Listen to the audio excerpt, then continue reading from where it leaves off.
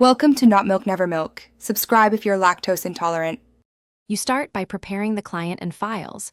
You won't waste time. Install Better Discord or your chosen client mod now. Once installed, make sure Discord is closed and you have the theme. CSS file in a known folder.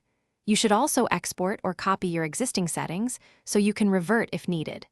Enable developer mode in user settings to simplify identifying servers or elements. This first step establishes a safe baseline and gives you the files the installer will need immediately.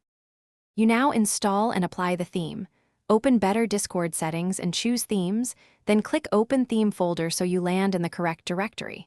Next, copy the CSS theme file into that folder. Once copied, restart Discord so the mod loads new files.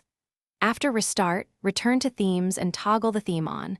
Some themes include settings panels, so modify colors, fonts, or spacing to suit you. Make sure you test multiple server windows to confirm consistent rendering across views and elements. You finish by validating and troubleshooting.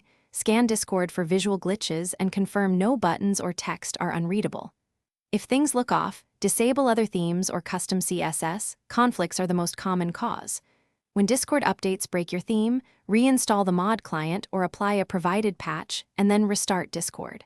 Finally, keep a backup copy of any working CSS in your settings so you can quickly roll back. This saves time and prevents losing a configuration that already works for you.